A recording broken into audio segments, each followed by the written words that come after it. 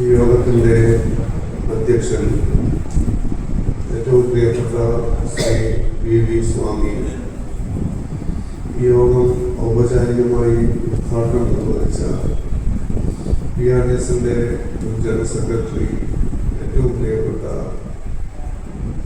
CC sir, മുഖ്യ പ്രഭാഷണം നിർവഹിച്ച ബഹുമാനപ്പെട്ട CSDS സംസ്ഥാന പ്രസിഡന്റ് KK സുരേഷ് സാർ,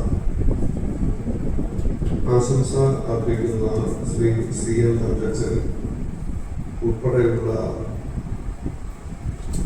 നേതാക്കളെ, പ്രിയമുള്ള സഹോദരങ്ങളെ, മഹാത്മാ അയ്യങ്കാളിയുടെ 162ാം ജയന്തി വാർഷിക ദിനം യഥാർത്ഥത്തിൽ കടന്നുപോയി. അതിനുശേഷമാണ് നമ്മൾ ഈ പരിപാടി ഇവിടെ സംഘടിപ്പിച്ചിരിക്കുന്നത്.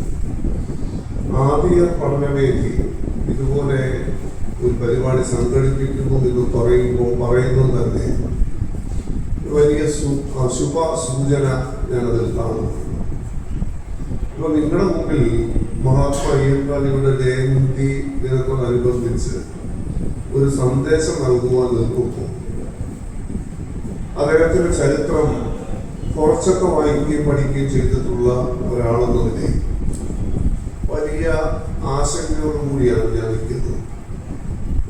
ഇവിടെ ആദ്യം എനിക്കൊന്ന് സ്വാഗത പ്രഭാഷണമാണ് തോന്നുന്നു പറഞ്ഞത്. ഈ സദസ്സിൽ പങ്കാളിത്തം വളരെ കുറവാണ്. സുരേഷ് സാറിനെ പോലെയുള്ള ആളുകൾ അല്ലെങ്കിൽ കുട്ടപ്പ സാറിനെ പോലുള്ള ആളുകളൊക്കെ 10,000 ഉള്ള സദസ്സിനെ അഭിസംബോധന ചെയ്യുന്നത് ശീലിച്ചിട്ടുള്ള ആളുകളാണ്. അപ്പൊ അങ്ങനെയുള്ള സമുന്നതരായ നേതാക്കന്മാർ അഭിസംബോധന ചെയ്യാൻ കടന്നു വരുമ്പോൾ ഈ സദസ് ശുഷ്കമായി പോകുന്നത് എന്തോ കുറവാണ് എന്ന രീതിയിൽ പറഞ്ഞാൽ സത്യം പറഞ്ഞാൽ സദസ്സിലാണ് പറഞ്ഞത് വലിയ സന്തോഷത്തിലാണ് ഞാൻ എടുക്കുന്നത്. അതിന്റെ കാരണം എന്താണെന്ന് വെച്ചാൽ ഈ സദസ്സിലിരിക്കുന്ന മുഴുവൻ ആളുകളുടെ മുഖത്ത് നോക്കി എനിക്ക് സംസാരിക്കാൻ പറ്റും. 10,000 പേരുള്ളൊരു അവസാന KPMSന്റെ ഉന്നത വിഭാഗത്തിന്റെ നേതൃത്വത്തിൽ കൂടി നടന്ന സുരേഷ് സാർക്ക് പങ്കാളിത്തം വഹിച്ചു എന്നാണ് ഞാൻ വിചാരിക്കുന്നത്.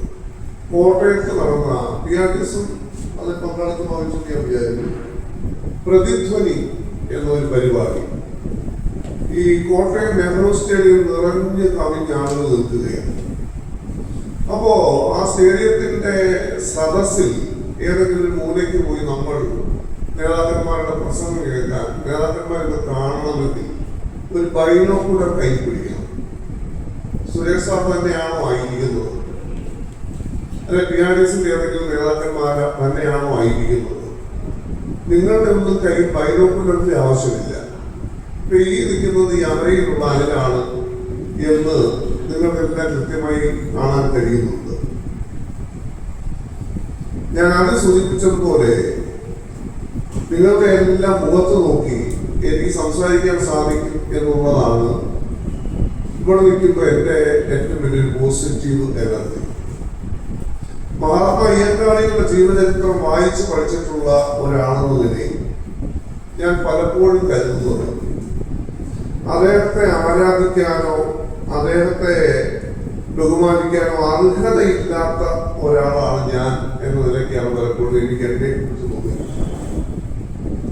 സുരേഷ് സാർ അത് അദ്ദേഹത്തിന്റെ സംഭാഷണത്തിൽ സൂചിപ്പിച്ചു. എനിക്ക് അവിടെ ഞാൻ കൈയടിച്ചില്ലെന്നേ ഉള്ളൂ. ആവേശം കയറി എന്റെ സേവനത്തിലും രക്തം ഈ ശക്തിയായിട്ട് ഒഴുകുന്ന ഒരു പ്രതീതി എനിക്കുണ്ടായി. അദ്ദേഹം പറഞ്ഞ വാക്ക്, എന്നെ ഏറ്റവും സ്വാധീനിച്ച വാക്ക്, കേരളത്തിലെ പട്ടിക വിഭാഗങ്ങൾ മുഴുവൻ ഒന്നിക്കുന്ന ഒരു സാഹചര്യം ഉണ്ടായാൽ CSDS ഞാൻ പിരിച്ചു വിടും എന്ന് അദ്ദേഹം പറഞ്ഞു. CSDS പിരിച്ചു വിടണ്ട, നമ്മുടെ ജീവിതകാലത്ത് അത് സംഭവിക്കുമെന്ന് ഞാൻ കരുതുന്നില്ല. നമ്മുടെ പുറകെ വിദ്യാഭ്യാസം നേടിയ പുതിയ വീക്ഷണമുള്ള ഒരു വിഭാഗം പുതിയ തലമുറ കടന്നു വരുന്നുണ്ട്. ഞാൻ പലപ്പോഴും ശ്രദ്ധിച്ചിട്ടുണ്ട്. നമ്മുടെ നാട്ടുപുറങ്ങളിലാണ് നിങ്ങൾ പറയും ഞങ്ങൾ പെരയെ അവര് കുറവ് എന്ന് പറയുന്നത്. നാട്ടുപുറങ്ങളല്ല. ഞങ്ങളൊക്കെ കോളേജിൽ പഠിക്കുമ്പോൾ നീ SC ആണോ എന്ന് മാത്രം അറിയാൻ മതി. SC/ST പെടുന്നതാണോ എന്നാൽ നീ ഞാൻ ഒന്നാണ് എന്ന് പറയുന്ന നമ്മുടെ പിള്ളേർ നമ്മളെ പുറകെ വരും. അവരുടെ കാലത്ത് നമ്മളുടെ സമൂഹം ഒന്നാകും എന്ന കാര്യത്തിൽ ഒരു സംശയവും വേണ്ട. ഈ മഹാത്മാ അയ്യങ്കാളിയുടെ ജീവിതത്തിലേക്ക് ഈ കാര്യമായിട്ട് കടന്നു പോകാൻ ഞാൻ ശ്രമിക്കുന്നില്ല. കാരണം ഞാൻ അയ്യങ്കാളി 1863 ആഗസ്റ്റ് 28 ജനിച്ചു. 1941 ജൂൺ മാസം 18-ാം തീയതി അദ്ദേഹം അന്തരിച്ചു. ഈ 1863-നും 1941-നും ഇടയിൽ അദ്ദേഹത്തിന്റെ ജീവിതത്തിൽ സംഭവിച്ച പ്രധാനപ്പെട്ട സമരങ്ങളെ കുറിച്ചൊക്കെ ഒന്ന് സൂചിപ്പിക്കണം എന്നൊക്കെ വിചാരിച്ച് ആണ് വന്നത്. പക്ഷെ എനിക്ക് മുമ്പ് സംസാരിച്ച കുട്ടപ്പൻ സാറ് മഹാത്മാ അയ്യങ്കാളിയുടെ ജീവിതത്തിലെ പ്രധാനപ്പെട്ട പോരാട്ടങ്ങളെ കുറിച്ചൊക്കെ സൂചിപ്പിച്ചു. ഇപ്പൊ എനിക്കിവിടെ നിൽക്കുമ്പോൾ എനിക്ക് നിങ്ങളോട് പറയാനുള്ള നിങ്ങളുമായി പങ്കുവെക്കാനുള്ള ഒരു കാര്യം, ഈ അയ്യങ്കാളിയുടെ ജീവിതത്തിൽ വായിച്ചിട്ടുള്ള ഒരാളെന്ന നിലയിൽ എനിക്ക് തോന്നിയ ഒരു കാര്യം, മഹാത്മാ അയ്യങ്കാളിയുടെ പ്രധാനപ്പെട്ട പോരാട്ടങ്ങളെ ഇതുവരെ ആരും ശരിയായ വിധത്തിൽ പഠിച്ചിട്ടില്ല. ഇപ്പൊ വില്ലുവണ്ടി സമരം എന്തിനാണ് അയ്യങ്കാളി നടത്തിയത് എന്ന് ചോദിച്ചാൽ ഒറ്റ വാക്കിൽ ഉത്തരം, അത് സഞ്ചാര സ്വാതന്ത്ര്യത്തിന് വേണ്ടിയുള്ള സമരമാണ്. ഞാനിവിടെ അടിവരയിട്ട് പറയാൻ ആഗ്രഹിക്കുന്ന ഒരു കാര്യം, കേവലം സഞ്ചാര സ്വാതന്ത്ര്യം എന്നതിനപ്പുറത്ത് മഹാത്മാ അയ്യങ്കാളി 1893 സംഘടിപ്പിച്ച വില്ലുവണ്ടി വിപ്ലവത്തിന് ഒരുപാട് മാനങ്ങൾ വേറെയുമുണ്ട്. ഞാൻ ആ ഭാഗത്തേക്ക് വരാം. എന്തായാലും ചുരുങ്ങിയ സമയമാണുള്ളത്. അയ്യങ്കാളിയുടെ പ്രധാനപ്പെട്ട സമരങ്ങളെ ഒന്ന് സൂചിപ്പിക്കുന്നതിനോടൊപ്പം തന്നെ അയ്യങ്കാളിയുടെ ജീവചരിത്രം വായിച്ചു പോകുമ്പോൾ നിർബന്ധമായും നമ്മൾ നോട്ട് ചെയ്തു വെക്കേണ്ട ചില പേരുകാരുണ്ട്. ആ പേരുകാരെ നിങ്ങളുടെ മുമ്പിൽ ഒന്ന് പരാമർശിച്ചും കടന്നു പോകണമെന്നാണ് ഞാൻ ആഗ്രഹിക്കുന്നത്. ഇപ്പൊ കേരളത്തിൽ നവോത്ഥാന നായകന്മാരെ ആകെ കൂടി എടുത്ത് പരിശോധിച്ചാൽ അയ്യങ്കാളിക്ക് മാത്രമുള്ള ഒരു പ്രത്യേകതയുണ്ട്. ഇവിടെ ഇരിക്കുന്ന നമുക്ക് അത് അറിയാൻ എനിക്കറിയില്ല. മഹാത്മാ അയ്യങ്കാളിക്ക് മാത്രമേ ഉള്ള, അപ്പച്ചൻ നവോത്ഥാന രംഗത്ത് വലിയ സേവനം ചെയ്ത ആളാണ്. അപ്പച്ചനിൽ നിന്ന് പോലും വ്യത്യസ്തമായി മഹാത്മാ അയ്യങ്കാളിക്ക് മാത്രമുള്ള ഒരു പ്രത്യേകത. നിങ്ങൾ ആരെങ്കിലും അത് പറയുമെന്ന് ഞാൻ വിചാരിക്കുന്നില്ല. നമുക്ക് ഒരുപാട് നവോത്ഥാന നായകന്മാരുണ്ട്. അതിൽ അയ്യങ്കാളിക്ക് മാത്രമുള്ള അത് പ്രത്യേകതയാണെന്ന് എനിക്കറിയത്തില്ല, ഒരു വ്യത്യാസം. ഈ നമ്മളിപ്പോ നവോത്ഥാന നായകന്മാർക്ക് റാങ്ക് ഇട്ട് കൊടുത്തിട്ടുണ്ടല്ലോ. ഫസ്റ്റ് റാങ്ക് ശ്രീനാരായണ ഗുരുദേവൻ, സെക്കൻഡ് ചട്ടമ്പി സ്വാമി, മുക്കിയും മൂണിയും, മൂന്നാമത് അയ്യങ്കാളി, പിന്നെ താഴോട്ടൊരു ക്രമമുണ്ട്. ആ ക്രമം എന്തോ ആയിക്കോട്ടെ, ഈ ശ്രീനാരായണ ഗുരുദേവനും VT ഭട്ടതിരിപ്പാടും ചട്ടമ്പി സ്വാമികളും ഉൾപ്പെടുന്ന ഈ നവോത്ഥാന നായകന്മാരിൽ പള്ളിക്കൂടത്തിൽ പോയിട്ടില്ലാത്ത ഒരു നവോത്ഥാന നായകൻ ഉണ്ടെങ്കിൽ അത് അയ്യങ്കാളിയാണ്. ഔപചാരിക വിദ്യാഭ്യാസം നേടാൻ നവോത്ഥാന രംഗത്ത് കനപ്പെട്ട സേവനം ചെയ്ത ഒരു നവോത്ഥാന നായകൻ ഉണ്ടെങ്കിൽ അത് മഹാത്മാ അയ്യങ്കാളി. ഇനി മഹാത്മാ അയ്യങ്കാളിയുടെ വില്ലുവണ്ടി വിപ്ലവത്തെ കുറിച്ച് പറയുന്നതിന് മുമ്പ് ഈ കുമാരനാശാന്റെ ദുരവസ്ഥ എന്ന ഖണ്ഡകാവ്യത്തിലെ 4 വരി നിങ്ങളുടെ ശ്രദ്ധയിൽപ്പെടുത്തണമെന്ന് ഞാൻ ആഗ്രഹിക്കുന്നു. കുമാരനാശാന്റെ ഏറ്റവും പ്രധാനപ്പെട്ട ഖണ്ഡകൃതി ഏതാണെന്ന് ചോദിച്ചാൽ അത് ദുരവസ്ഥയൊന്നുമല്ല. മലയാള സാഹിത്യ നിരൂപകന്മാർ കുമാരനാശാന്റെ ദുരവസ്ഥയെ കുറിച്ച് പറഞ്ഞിട്ടുള്ളത് അത് ഒരു വിലക്ഷണ കൃതി ആണ് എന്നാണ്. വിലക്ഷണ കൃതി എന്ന വാക്കുകൊണ്ട് അർത്ഥമാക്കുന്നത് വിശേഷേണയുള്ള വിശേഷപ്പെട്ട കൃതി ആണ് എന്നാണ്. മലബാർ കലാപത്തിന്റെ പശ്ചാത്തലത്തിലാണ് കുമാരനാശാൻ ദുരവസ്ഥ എഴുതുന്നത്. ആ ദുരവസ്ഥയിൽ പറയുന്നത് ഈ അധസ്ഥിത വിഭാഗങ്ങളെ കുറിച്ച് പറയുന്നത്, തൊട്ടുകൂടാത്തവർ, തീണ്ടിക്കൂടാത്തവർ, ദൃഷ്ടിയിൽപ്പെട്ടാലും ദോഷമുള്ളവർ. തൊട്ടുകൂടാത്തവർ, അടുത്തു വന്ന നാൾ. ഞാനിങ്ങനെ അഖില കേരള ചേരമ ഹിന്ദു മഹാസഭയുടെ ഒരു അയ്യങ്കാളി ദിനാഘോഷവുമായി ബന്ധപ്പെട്ട് അവിടെ സംസാരിക്കാൻ പോയി. അപ്പൊ ഞാൻ അവരോട് ചോദിച്ചു, നമ്മൾ സാധാരണ കുളിക്കാതിരിക്കുന്നത് എപ്പോഴാണ്? ഇപ്പോഴത്തെ പട്ടികജാതിക്കാരെല്ലാം നല്ല വൃത്തിയുള്ളവര്, പക്ഷെ നായർ നമ്പൂതിരിയും അത് അംഗീകരിച്ചു തരത്തില്ല എന്ന് മാത്രമേ ഉള്ളൂ. സുറിയാനി ക്രിസ്ത്യാനി ഒക്കെ വിചാരിക്കുന്നത് ഇപ്പോഴും നമ്മൾ കുളിക്കാതെയും പല്ല് തേക്കാതെയും ഈ പ്രാഥമിക കൃത്യങ്ങൾ യഥാസമയം നിർവഹിക്കാതെയും നടക്കുന്ന ആളുകളാണ് പുരയും പറയുന്നതൊക്കെയാണ്. പക്ഷെ നമ്മൾ ഡെയിലി കഴിയുമെങ്കിൽ 2 നേരം കുളിക്കുന്ന ആളുകൾ, നന്നായി വൃത്തിയായി ജീവിക്കുന്ന ആളുകൾ. നമ്മളിപ്പോ കുളിക്കാതിരിക്കുന്നത് നല്ല വൈറൽ പനിയൊക്കെ വരുമ്പോൾ ഡോക്ടറെ പോയി കാണും. ഡോക്ടർ പറയും ഈ പനി ഒന്ന് മാറുന്നത് വരെ കുളിക്കേണ്ട. ഡോക്ടർ പറഞ്ഞു നമുക്ക് അംഗീകരിക്കാതിരിക്കാൻ പറ്റുമോ? എന്നാലും കുളിക്കുന്നതിന് അമ്മച്ചിമാർ, എന്റെ അമ്മ എന്തോ പനിയാണെങ്കിൽ തലപ്പുറ വെള്ളം പോയി വിളിച്ച് കുളിച്ച് പച്ചവെള്ളത്തിൽ കുളിക്കും. ഒരു 2 ദിവസം പനി പിടിച്ച് കുളിക്കാതിരിക്കുമ്പോൾ നമ്മുടെ ബോഡിയിൽ നിന്ന് ഉയരുന്ന ദുർഗന്ധം നമുക്ക് തന്നെ സഹിക്കാൻ പറ്റത്തില്ല. ഇപ്പൊ മഹാത്മാ അയ്യങ്കാളിയുടെ ജനനത്തിന് മുമ്പ് കേരളത്തിലെ പ്രത്യേകിച്ച് തിരുവിതാംകൂറിലെ അധസ്ഥിത ജനത ഈ തൊഴിലിടങ്ങളിലേക്ക് പോകുന്ന സമയം എപ്പോഴാണ്? സൂര്യൻ ഉദിക്കുന്നതിന് മുമ്പ്. ഈ ചൂട്ടുകറ്റയൊക്കെ കത്തിച്ച് തെളിച്ച് അത് വീശി വെട്ടം കണ്ട് ഈ സൂചിപ്പിച്ചതുപോലെ ഈ പ്രധാന വഴി കൂടെ നടക്കാൻ പറ്റില്ലല്ലോ. ഈ പ്രധാന വഴിക്ക് സമാന്തരമായി ഒരു ഊടുവഴി ഉണ്ടാവും. ഈ കയ്യാലയും ഈ കാട്ടുപത്തുകളും ഒക്കെ ചാടി കടന്ന് പോകേണ്ട ഒരു വഴി. അപ്പൊ അത്തരം ഊടുവഴികളിലൂടെ ചൂട്ടുകറ്റയിൽ തെളിച്ച് സൂര്യൻ ഉദിക്കുന്നതിന് മുമ്പ് പാടത്തും പറമ്പിലും ജോലിക്കിറങ്ങാൻ വിധിക്കപ്പെട്ട ഒരു ജനവിഭാഗമായിരുന്നു നമ്മുടെ പൂർവികർക്ക് നമ്മൾ മറന്നു പോകരുത്.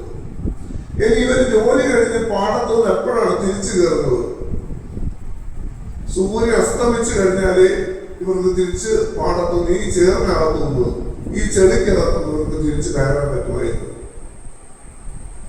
ഇതേ ചൂട്ടുകറ്റ എങ്ങനെയെങ്കിലും കത്തിച്ച് വീശി ഇവർ തിരിച്ച് വീട്ടിൽ വരിക. ഇവർക്ക് പകലന്തിയോളം ഈ വെയില് കൊണ്ട്, പകലന്തിയോളം ഈ മഴയും നനഞ്ഞു ഇവർ അധ്വാനിച്ച് വൈകിട്ട് സൂര്യൻ അസ്തമിച്ച് കഴിയുമ്പോ ഈ തമ്പുരാന്റെ ഒരു ശിങ്കിടി, ഈ സാധാരണഗതിയിൽ നായന്മാരായിരിക്കും, ഇവന്മാരകന്നു നിന്ന് ഈ നെല്ലാണ് കൂലിയായി കൊടുക്കുക. ഈ സമീപനാളിൽ ഞാൻ വായിച്ച ഒരു പുസ്തകത്തിന്റെ പേര് ഞാൻ പെട്ടെന്ന് ഓർത്തെടുക്കാൻ പറ്റുന്നില്ല. പുസ്തകത്തിൽ പരാമർശിച്ചിരിക്കുന്നത് അയിത്തജാതിക്കാരുടെ കൂലിയായി കൊടുക്കാൻ മാറ്റി വെച്ചിരിക്കുന്ന നെല്ലിൽ തമ്പുരാന്റെ നെല്ലിൽ നിന്ന് ഈ പാറ്റിയെടുത്ത പതിരും കൂടെ കൂട്ടിക്കലർന്നു. ഈ പതിരും നെല്ലും കൂടെ കൂട്ടിക്കലർത്തിയ സാധനമാണ് ഈ തോർത്തിന്റെ മുമ്പിലേക്ക് അളന്നിട്ട് കൊടുക്കുന്നത്. വീട്ടിൽ കൊണ്ടുവരും. ആദ്യം ഈ നെല്ലും പതിനോടിട്ട് പാറ്റി ഈ പതിര് വേർതിരിക്കും. എന്നിട്ട് ഏതെങ്കിലും ഒരു പൊട്ടപാത്രത്തിൽ വെള്ളം വെച്ച് ഈ നെല്ല് പുഴുങ്ങും. ഇപ്പൊ എന്നെ കേട്ടിരിക്കുന്ന നിങ്ങൾക്കൊക്കെ ഈ നെല്ല് അരിയാക്കുന്ന പ്രോസസ്സിനെ കുറിച്ച് പ്രത്യേകം പറഞ്ഞു തരേണ്ട കാര്യമില്ല. എന്തായാലും ഇവർ ഈ നെല്ല് പുഴുങ്ങിയ നെല്ല് അരിയാക്കണമെങ്കിൽ അത് ഉണങ്ങണം. ഈ രാത്രിയിൽ എവിടെയിട്ട് നെല്ല് ഉണങ്ങാൻ ഏതെങ്കിലും പൊട്ട ചട്ടി കാണും. ആ ചട്ടിക്കകത്തോട്ട് ഈ മിറ്റത്തിട്ട് ഒരു അടുപ്പ് കൂട്ടി കരിയിലേയും കത്തിച്ച് പൊട്ട വറചട്ടിക്കകത്ത് ഈ നെല്ല് കുറേശ്ശെ ആയിട്ട് വറക്കും. ഈ നെല്ല് പുഴുങ്ങി വരാൻ തന്നെ 1 മണിക്കൂർ അധികം സമയമെടുക്കും. ഇത് പിന്നെ വറക്കാൻ പിന്നെയും 1.5-2 മണിക്കൂർ സമയമെടുക്കും. ഈ വറുത്ത നെല്ല് എവിടെയെങ്കിലും കുത്തി അരിയാക്കി വരുമ്പോ നേരം 1-2 മണിയാകും പാതിരാത്രി. അപ്പൊ പകലന്തിയോളം പട്ടിണി കിടന്ന കുഞ്ഞുങ്ങൾ പട്ടിണി കിടന്ന് നരകടിച്ച് ചൊറിഞ്ഞ് ആ ചാളയിൽ എവിടെയെങ്കിലും കിടന്നുറങ്ങുന്നുണ്ടാവും. അപ്പൊ ഈ കുഞ്ഞുങ്ങൾക്ക് ഒരു നേരത്തെ കഞ്ഞി കൊടുക്കാനാണ് രക്ഷകർത്താക്കൾ ഈ പാതിരാത്രി മുഴുവൻ കഷ്ടപ്പെട്ട് പകലന്തിയോളം പാടത്തും പറമ്പിലും കഷ്ടപ്പെട്ട് ഇവർ പാതിരാത്രിയിലും വന്ന് ഈ നെല്ല് പുഴുങ്ങി വറുത്ത് കുത്തി കഞ്ഞിയാക്കി. ഒരു മുളക് ഉടച്ചത് പോലും കാണത്തില്ല. മനസ്സിലായില്ലേ? ഒരല്പം ഉപ്പുനീര് വെള്ളം ഒഴിച്ച് കഞ്ഞി കുഞ്ഞുങ്ങൾക്ക് വിളിച്ചു കൊടുക്കുമ്പോ ഈ നേരം കോഴി പോകുന്ന സമയമാണ്. എവിടെയെങ്കിലും ഒന്ന് തല ചായച്ച് നടുവൊന്ന് നിവർത്തുമ്പോൾ വീണ്ടും സൂര്യൻ ഉദിക്കാറാവും, വീണ്ടും പാടത്തേക്ക് പോവുക. ഞാൻ എൻ്റെ ഇത്തരം കാര്യങ്ങൾ സംസാരിക്കുന്ന എൻ്റെ സവർണരായിട്ടുള്ള സുഹൃത്തുക്കളോട് ഞാൻ ചോദിക്കാറുണ്ട്, എടാ ഞങ്ങളുടെ പിതാക്കന്മാർക്ക് കുളിക്കാൻ എവിടെയായിരുന്നു സമയം? അവർക്ക് പല്ല് തേക്കാൻ എവിടെയായിരുന്നു സമയം? അവർക്ക് പ്രഭാത കൃത്യങ്ങൾ നിർവഹിക്കാൻ എവിടെയായിരുന്നു സമയം? പല്ല് തേക്കാതെ, കുളിക്കാതെ, പ്രഭാത കൃത്യങ്ങൾ നിർവഹിക്കാൻ പോലും സാവകാശം ലഭിക്കാതെ ശരിക്കും മൃഗതുല്യമായി ജീവിച്ച ഒരു ജനസമൂഹത്തെ നോക്കിയിട്ടാണ്, ആ ജീവിതത്തിന്റെ ദുരവസ്ഥ കണ്ടിട്ടാണ് കുമാരനാശൻ പറയുന്നത് തൊട്ടുകൂടാത്തവരെന്നും തീർന്നിക്കൂടാത്തവരെന്നും. ദൃഷ്ടിയിൽപ്പെട്ട നമ്പൂതിരി ഒരു ഐക്യരാധിക്കാരനെ കണ്ടാൽ ഒരു കുളിക്കും. ആ ജനത്തെ, മൃഗതുല്യരായി ജീവിച്ച ആ ജനത്തെ ആത്മാഭിമാനമുള്ളവരും പൗരാവകാശ ബോധമുള്ളവരും ആക്കി മാറ്റി എന്നതാണ് മഹാത്മാ അയ്യങ്കാളി അധസ്ഥിത സമൂഹത്തിൽ, പ്രത്യേകിച്ച് കേരളീയ പൊതു ജനജീവിതത്തിൽ നൽകിയ ഏറ്റവും വലിയ സംഭാവന എന്ന് ഞാൻ കരുതുന്നു. ഞാൻ ആദ്യം സൂചിപ്പിച്ച ഒന്ന് രണ്ട് പേരുകൾ കൂടി പരാമർശിച്ചിട്ട് ഇരിക്കാമെന്ന് ഞാൻ വിചാരിച്ചു. ഈ മഹാത്മാ അയ്യങ്കാളിയുടെ ജീവചക്രവുമായി പ്രസംഗിക്കാൻ എഴുന്നേറ്റാൽ മിനിമം എനിക്ക് 3 മണിക്കൂർ വേണം. അപ്പൊ കഴിഞ്ഞ ദിവസം പത്തനംതിട്ട ജില്ലയിലെ ഒരു സ്ഥലത്ത് AKCHMS ഒരു പരിപാടിക്ക് 7:30 മുഖ്യ പ്രഭാഷണത്തിൽ ഞാൻ എഴുന്നേറ്റു. ഇടയ്ക്ക് നമ്മുടെ ഈ ഹാളിന് വെളിയിൽ വലിയ ഒച്ചപ്പാടും വെള്ളമൊക്കെ. ഈ പൊതുയോഗം കഴിഞ്ഞിട്ട് ഈ കുട്ടികളുടെ കലാപരിപാടികളുണ്ട്, നൃത്തനൃത്യങ്ങളുണ്ട്. അതിന് മേക്കപ്പ് ചെയ്ത് ചുണ്ടിൽ ലിപ്സ്റ്റിക്കിൽ നിൽക്കുന്ന പെൺപിള്ളേരോടാണ് ലോകം ഉണ്ടാക്കുക. പ്രസംഗം നിർത്താൻ പറഞ്ഞാൽ പരിപാടി നോക്കുക. അപ്പോഴാണ് ഞാൻ വാചകം നോക്കുന്നത്. 7:30 എഴുന്നേറ്റുന്നത് ഞാനാണ്. മണി 10. പിള്ളേരെ കുറ്റം പറയുന്ന കാര്യമാണ്. പിള്ളേരെ കുറ്റം പറയുന്ന ഒരു കാര്യമില്ല. 1893 മഹാത്മാ അയ്യങ്കാളിയുടെ വില്ലുവണ്ടി വിപ്ലവം നടക്കുന്നത്. ഞാൻ ആദ്യമായി ഒന്നുകൂടെ സൂചിപ്പിക്കട്ടെ, അത് കേവലം സഞ്ചാര സ്വാതന്ത്ര്യം എന്നതിനപ്പുറം ഒരുപാട് അർത്ഥതലങ്ങളുള്ള ഒരു പോരാട്ടമാണ്. ഈ വില്ലുവണ്ടി വിപ്ലവത്തിൽ നമ്മൾ എന്താണ് വില്ലുവണ്ടി അത് ചോദിക്കേണ്ട ആദ്യം. വില്ലുവണ്ടി എന്ന് പറഞ്ഞാൽ കാളവണ്ടിയാണ്. എന്നെ കേട്ടിരിക്കുന്ന എല്ലാവരും കാളവണ്ടി കണ്ടിട്ടുള്ളവർ, ഒരുപക്ഷെ കാളവണ്ടിയിൽ കയറിയിട്ടുള്ളവരുമായി. ഞാൻ കാളവണ്ടി കയറിയിട്ടുണ്ട്. ഞങ്ങളൊക്കെ സ്കൂളിൽ പഠിക്കുന്ന കാലത്ത് ഞാൻ അതിനെയും ഒരുപാട് കാളവണ്ടിക്കാരുണ്ട്. ഇപ്പോഴും അവരുടെ വീടുകളെ കാളവണ്ടിക്കാരുടെ വീട് എന്നാ പറയുന്നത്. കാളവണ്ടി കൊണ്ടു നടന്ന അച്ചായനും കാളവണ്ടിയും കാള എല്ലാം പോയി. എന്നാലും എവിടെ പോവാ? ആ കാളവണ്ടിക്കാരോട് വരെ പോവാന്ന് പറയും.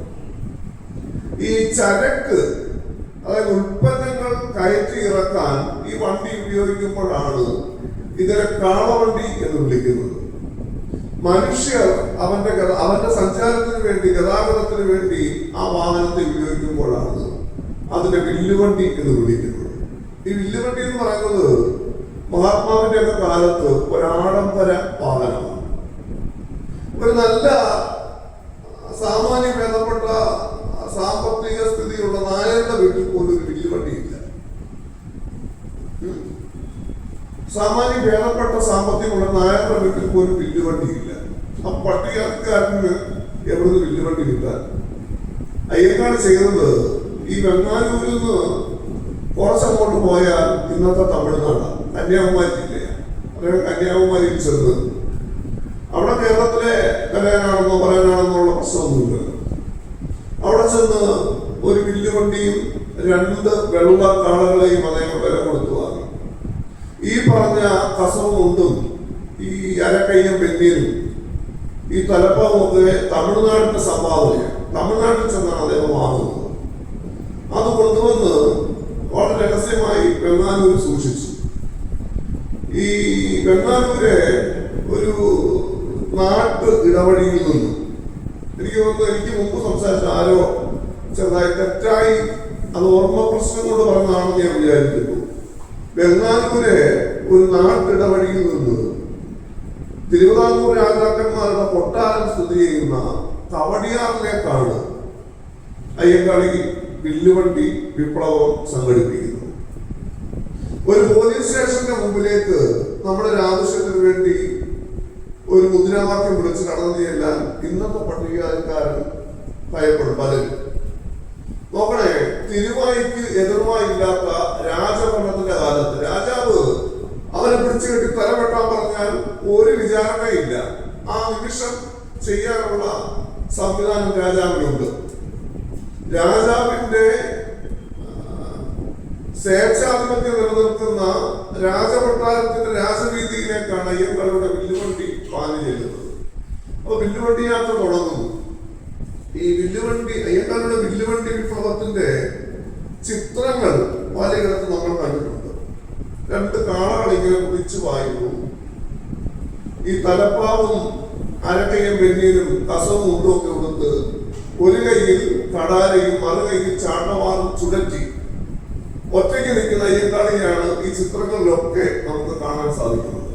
ഇവിടെയാണ് ഞാൻ പറഞ്ഞത്, അയ്യങ്കാളിയുടെ ജീവചരിത്രം വായിച്ചു പോകുമ്പോൾ, വിശേഷിച്ച് വില്ലുവണ്ടി വിപ്ലവം വായിച്ചു പോകുമ്പോൾ ഓർത്തിരിക്കേണ്ട ഒരു പേരുകാരനുണ്ട്. ആ പേരുകാരൻ കൊച്ചാപ്പി എന്ന് പറയുന്ന ആളാണ്.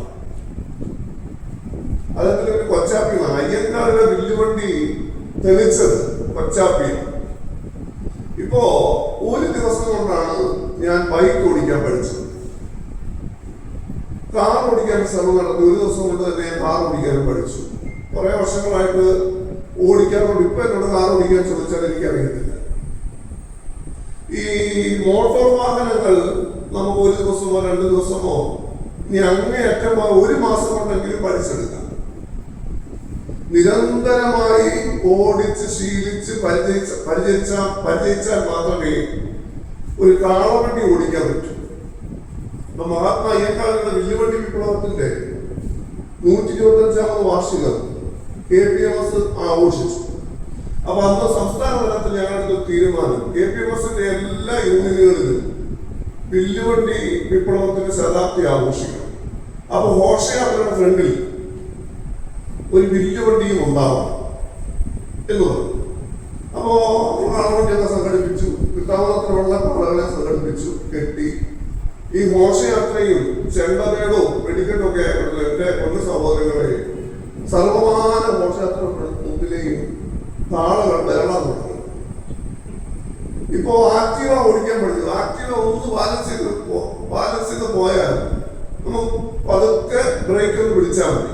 അല്ല, കാല് നിരത്ത് കുത്തിയാൽ ആക്റ്റീവ നമ്മുടെ കയ്യിലൊക്കെ. ബൈക്കും അതുപോലെ തന്നെ. കാറും നമുക്ക് വേണമെങ്കിൽ നിയന്ത്രിച്ച് നിർത്താൻ പറ്റും. ഈ കാളകൾ രണ്ടും ഇറങ്ങിയാൽ വെങ്ങാനൂരിൽ നിന്ന് ഈ യാത്ര അങ്ങോട്ട് ആരംഭിച്ച് ഒരല്പം മുമ്പോട്ട് ചെന്നപ്പോ ഒരുപാട് സ്ഥലങ്ങളിൽ ഈ അന്നത്തെ ജന്മിമാർ ഈ ശമ്പളം കൊടുത്ത് നിർത്തിയിരിക്കുന്ന ഗുണ്ടകൾ,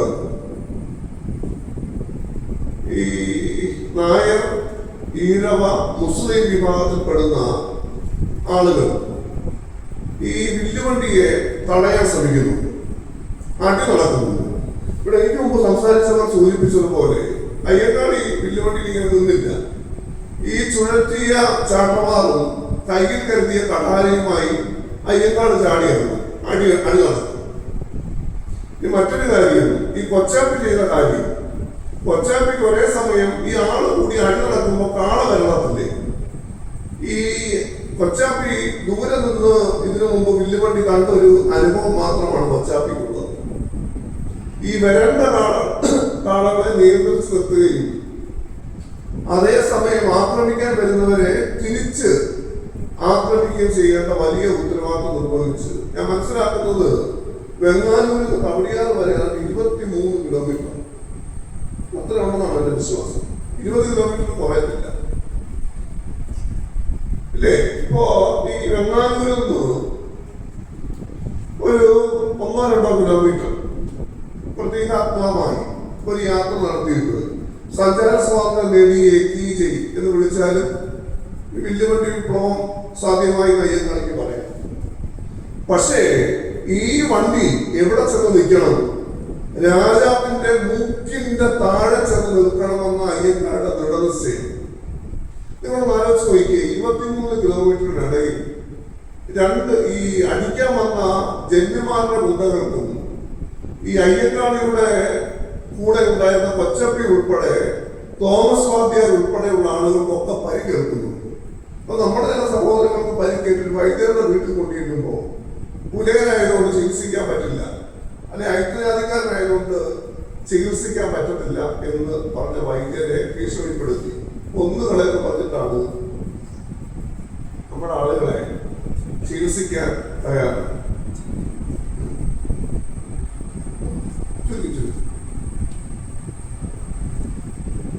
അപ്പൊ അതൊരു കാര്യം.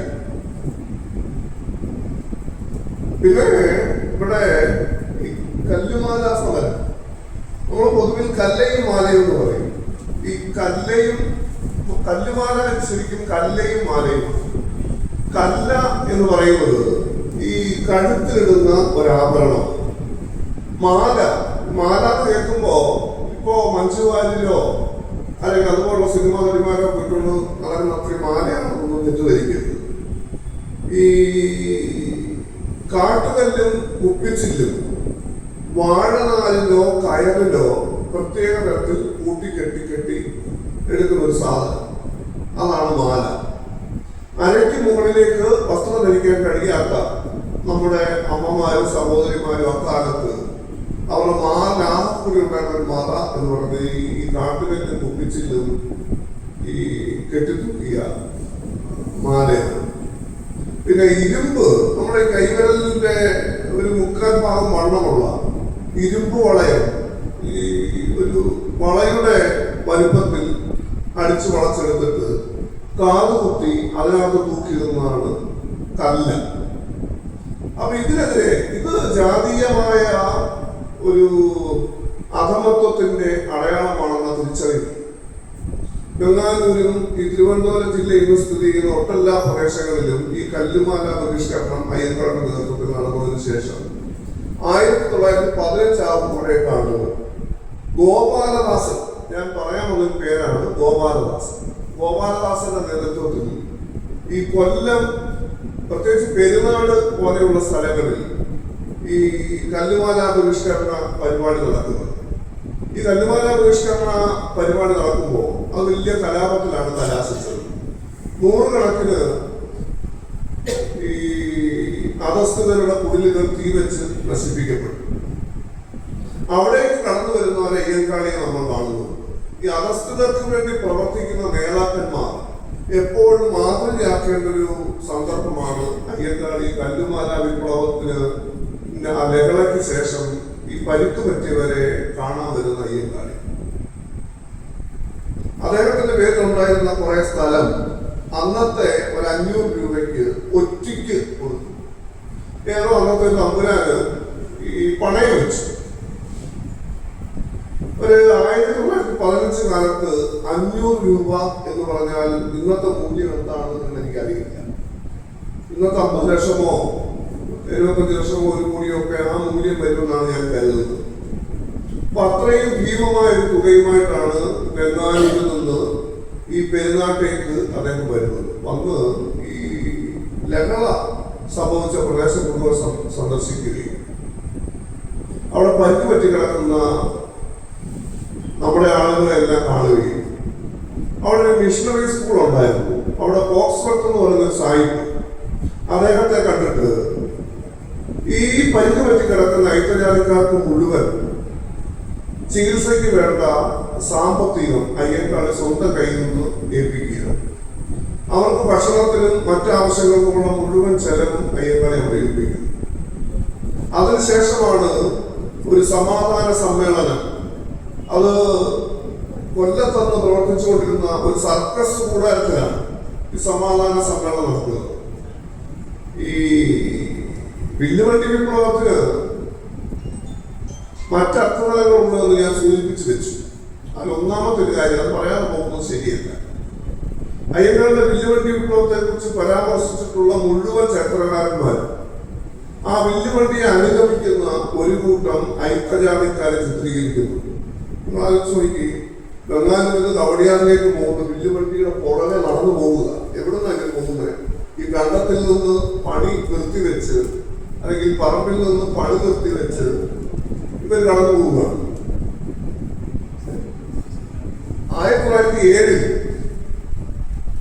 1907 മുതൽ 1908 വരെ ഒരു വർഷം, ചില ചരിത്രകാരന്മാർ 1.5 വർഷം എന്ന് പറയും,